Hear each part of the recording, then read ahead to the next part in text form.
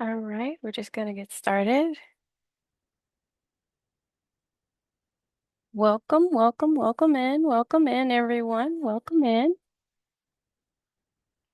I'm Tiffany Moorish. I am a licensed professional counselor here in the state of Texas. Welcome to my session about anxiety and ways of why we feel overwhelmed and how we can go about decreasing these feelings. You're not alone in this question for today. Why am I always overwhelmed?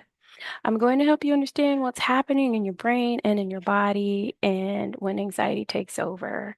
After that, we'll kind of wrap up with like real questions. If any of you have questions, science-backed tools to kind of help you regulate in the moment.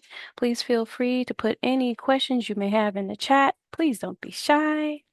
Um, so jumping in for this lunch hour, we're going to start out with the science of feeling overwhelmed.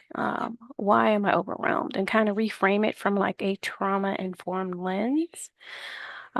So basically, there's four ways to respond to trauma or anything that's considered stressful. There's fight, flight, freeze, and fawn. And I know you're probably like, what is fawn? So fawn is more of jumping into that people pleasing type energy because you've learned that the outcome of doing that was more desirable. Then there's the freeze where most people do freeze, they're either procrastinating or they're stuck or they're feeling like they're in limbo. Then there's flight, meaning that you run. You just run. And then there's fight, being defensive, angry, aggressive. So these are survival states, not personality flaws. And that's what's important to remember. These are survival states and not personality flaws. You're not bad at coping. Your body's just really good at survival. So let's not um, put negative light on this. So basically, your nervous system is made up of the sympathetic nervous system and the parasympathetic nervous system. The sympathetic nervous system activates when there's a perceived threat, like anxiety, racing thoughts, muscle tension. And the parasympathetic nervous system helps us to rest, digest, and feel safe. Many trauma survivals trauma survivors, goodness, rarely live in the parasympathetic nervous portion. They're always, on edge, feeling like they have to always watch their surroundings and such. So, your window of tolerance is your ability to go through some type of stress or anxiety before you start feeling overwhelmed or like, the trauma responses come in, fight, flight, freeze, or fawn. Um, so there's hyper aroused, meaning you're anxious, you're panicked, you're irritable, and then there's hypo aroused, meaning you're numb, you spaced out, you shut down. Any of these sound familiar? Yeah. So a good way to kind of hone back in to our senses is using like a body radar check. So what that does is you basically ask yourself a couple of questions. Where in my body do I feel tension? Is it in my stomach, my arms, my chest? For me, I normally feel it like right here in my arms when I get tensed. And it just tense up all the way. Sometimes you might feel jittery, sluggish, frozen. So just kind of identify where in your body you feel it and what it feels like. For me, it's just a tightness. Um, and then, like any racing thoughts. So once you've noticed in your body where it's at, what comes to mind? Where did it come from? So we're just focusing on what we're noticing. We're not listening to our bodies with shame. We want to eliminate the shame that comes with these types of feelings, okay?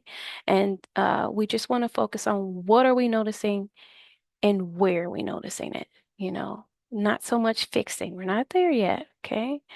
Um, Next we're gonna go into like everyday stressors. So maybe you've had a busy week. Yeah, busy weeks. It's Friday. Like, oh my goodness, today drained me. But are we having a busy week or is it something deeper? So it's important to kind of differentiate between surface level stress and chronic nervous system dysregulation. Emotional versus physical symptoms of unprocessed stress, anxiety, ADHD, perfectionism, all these things can kind of come in as coping mechanisms to help you adapt to what's happening. Then you've got functional freeze. Um, Basically, that's just when you're just like that procrastination just kind of sets in. Um, so sometimes we're not lazy, we're just frozen. Ever been frozen where you've been so overwhelmed with stuff that you just can't get nothing done? That type feeling. Yeah, that's that frozen or that functional freeze that we're talking about. And so when that happens, a lot of times we end up doom scrolling. Sound familiar? Doom scrolling or zoning out or over checking our to-do list, things like that kind of come into play. So the goal is to figure out, is this chronic stress or is this like a trauma response to what's happening around us? So chronic stress is repeated. It's just something that constantly comes. Trauma, however, is unresolved stress that overwhelms the system. So always being on for others, that hypervigilance where, firstborn sister syndrome, where you're always the go-to, but you're never being able to go to people, that hypervigilance, sometimes it comes from feelings of past abandonment. Um, so then there's triggers that kind of come into play in our everyday life that brings on those emotions. Ever been triggered by an email coming through? Like you get an email and your heart just starts pounding out your chest. I've gotten those. Okay, I'm human. I go through stuff too. And then like certain noises or being interrupted or certain criticisms that kind of trigger past experiences and bring up those past emotions that kind of had you like, ooh. And then there's the functional freeze mode again, where you're procrastinating or you're doom scrolling or you're over preparing or you're zoning out. It's the nervous system trying to conserve energy when you're doing that. So we want to normalize this. I know how this may look. So please have mercy on our children when we see them doing these things too, because as kids, especially our teens, there could be more going on that we're not even realizing, because sometimes we may be normalizing this. So again, the nervous system trying to conserve energy. So with that, it's okay to do like a stress audit of yourself using like your home, work, relationships, health, internal pressures. So you're basically just rating how overwhelmed you feel in each of these areas from 1 to 5. And then ask yourself, are these new stressors? Are these repeating patterns? That way it's easier to kind of figure out where we need to make the adjustment. Now, regulating in real time. So this is where like some of the real time type grounding techniques can kind of come in handy. So I'm trained in EMDR, eye movement, desensitization, reprocessing. So basically, we're using bilateral simulation to self-soothe. What does that mean? So it's simply you're just activating different parts of your brain by doing different types of somatic things like tapping, body scanning, um, mental techniques. So with bilateral simulation or using like the calm place technique, where you're basically mentally coming up with a place in your mind where you consider it to be a very safe space that you can go to mentally when you're feeling overwhelmed. You're just like, it could be the beach. It could be somewhere you've gone before or someplace you want to go. I prefer it to be a place you've been before though, but some people with trauma have no memories that are that amazing. And so in that case, we build from what we want that to look like. Somatic tools can also include body scanning, which I absolutely love. Body scanning is just when you're trying to self-soothe yourself by sitting in a calm space and you're paying attention to where you feel discomfort in your body, and you're basically talking your body down limb by limb, like, hey, arm, I can feel you're really tense. I'm gonna count down from 3 and I want you to relax. 3, 2, 1, go. And you'll feel like a slight just tenseness release.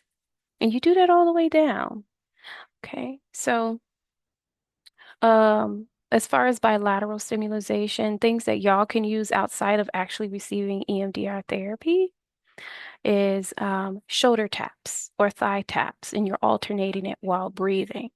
So, for example, you'll cross your arms like this, and you'll do like one per second. Tap, tap, tap. And while you're doing this slowly, you're breathing in and out, in and out. And you literally do that for just a couple of seconds. Now, another way that can stimulate bilateral stimulation, you ever be like walking and you're listening to headphones, you got music going in your ears, and you suddenly find yourself walking to the cadence of the music? That is also bilateral stimulation. One of my favorites, you could be at the gym and you're just going to the rhythm of the music, keeping that pace up. That bilateral stimulation. Ever wonder why you leave the gym feeling amazing? Your entire gym routine with your music is bilateral stimulation, and it's all rooted in feeling good and wellness. So there you go. All right, now moving on. Another tip that I'd like to give y'all is called the 5-4-3-2-1 grounding technique. Now, this is a great technique when you're feeling overwhelmed. This brings the brain back into the now, and it kind of drags anxiety away and takes away those what if feelings that we're having. So, with the grounding technique, 5-4-3-2-1, you're going to use your five senses, and that's the best way to remember this. I'm using my five senses. So, you're going to do five things you can see, four things you can touch, three things that you can hear, two things you can smell, and one thing you can taste. Now, with the five things you can see, we're not running around the earth looking for things. We're literally just going to look at what's in front of us, like a curtain. It's blue. It's behind me. It's a nice cooling blue. Um, my microphone. It's black. It's on my head. It looks like a microphone. Things of that nature. You're doing this in your head. You can do it out loud or you can do it in your head. You move to four things you can touch. Okay, I'm going to touch my shirt. I'm noticing it feels warm. It's probably from my body heat. It also feels very smooth, nice cottony texture. Okay, moving on. What's next? My hair. It feels very smooth, very warm. Again, probably from my body heat. Very soothing. Moving on. So you're going to do that for four things. Three things you can hear. I can hear the cars in the background on the street riding past my office. I can hear music going in my background. Sounds very soothing and very slow. Okay, moving into two things you can smell. I can smell my perfume. Smells very fruity. I can also smell the coffee that's sitting next to me. I can smell it. It smells really good, really fresh. Very calming. And then one thing you can taste. Now, we leave taste for last because we don't always have stuff we can put in our mouths. So, it could be a drink of water, it can be a piece of candy, it can be coffee, juice, whatever. Put it in your mouth, savor it. Pay attention to how smooth it is going down. Is it cold? Is it warm? Is it room temperature? Where on your tongue can you taste it? Is it sweet? Is it bitter? Does it taste like nothing? By the time you do all this, you're breathing, your heart would have come down, you would have released any anxiety that was there previously, and now we have regulated our nervous system. Okay, so real simple. You can do that at the office, you can do that anywhere.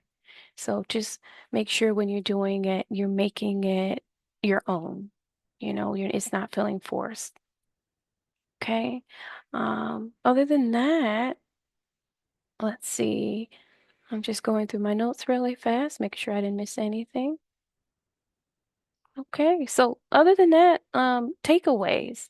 So if you walked away with only one thing today, I hope it's with knowing that your body is not the enemy. It's doing its best, and you can help it feel safer. Outside of that, I didn't get any questions in the chat just yet, so I always come prepared with a few questions that I get often. So people normally ask, what if anxiety shows up out of nowhere? Now, that's very common experience, very valid experience. Anxiety rarely comes out of nowhere, and that is the truth. And I know hearing that is like, wait, what? Yeah, anxiety rarely comes out of nowhere. It often comes from somewhere inside that we haven't been taught to listen to or we've been ignoring. So when it comes out of nowhere and it's surfacing, there's some things there that we are not acknowledging that we need to take a step back and acknowledge. Sometimes your body's reacting to certain triggers like a sound, a tone, a voice, something that reminds you of past stress or danger. If you're thinking your brain can't connect the dots, it absolutely can connect the dots. So in that case, you got to take a step back and kind of listen to your body. Where in your body are you feeling this anxiety? Also remembering anxiety comes from anticipation. So what are we anticipating? What is it that we're worried about? Are there thoughts of impending doom that's causing like irritability or heightenedness that needs that heightened sense of, again, triggering that fight, flight, freeze, or fawn that's within us. So that's why trauma tools matter. Um, Before it becomes a full-blown panic attack, just listen to your body. Do the 5, 4, 3, 2, 1. Now, if it goes into a full-blown panic attack, the best thing you can do is breathe through it. Slow, deep breaths.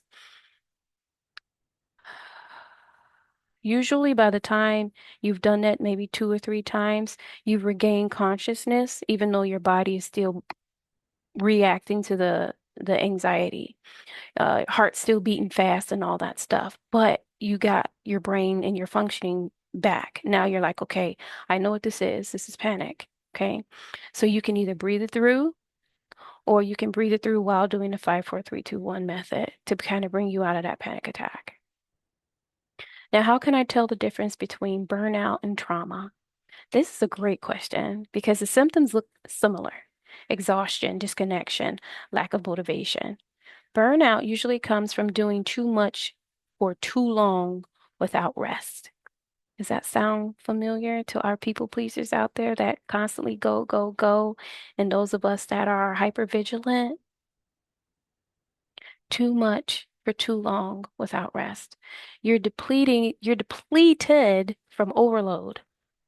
Trauma responses come from deeper. They're often coming from emotional reactivity, chronic anxiety, difficulty trusting others or yourself, in a sense of being stuck or unsafe. One simple distinction: burnout gets better with rest. Okay? You just need to take a day or two and actually use it for rest. Trauma needs more than just rest, it needs safety, support, and sometimes therapy. Okay? So if you took a full week off, would you bounce back or would you still feel numb or on the edge? That might be a clue of what's happening. Now, how do I calm down without feeling guilty for resting? Ooh, I hear that so much. You've been in survival mode for resting. Guilt. Oof. That's the inner critic's favorite companion. A lot of us grew up believing that rest has to be earned. It does not. We are not our ancestors. Our ancestors had to earn rest. We don't, okay? You don't have to be productive in order to have value. So let's take productivity equaling value off the table. They do not equal each other. So let's remove that. Rest is not a reward. It's a requirement for emotional health. And guilt is often just an old survival voice trying to keep us in this hyper functioning mode to where we listen to it and go back to what we are used to. So now you have to recondition yourself. Okay? When you feel guilty for resting, try asking yourself, I'm resting so I can show up as my whole self. My worth isn't measured by exhaustion. My worth isn't measured by productivity. Okay, rest is an act of resistance in a culture that glorifies burnout. And we live in a world where people want you to go, go, go for the least amount of money. Choosing rest is choosing healing. All right, folks. Well, that sums up our 45-minute lunch. I usually use the last 15 minutes to answer any questions, do any Q&A, any type of feedback that you guys are needing. But as you can see, got a quiet group here. So I'm gonna let you go a little early. Enjoy the rest of your lunch break. And please, please don't hesitate to reach out to me. My email is info@living365.info. Thank you.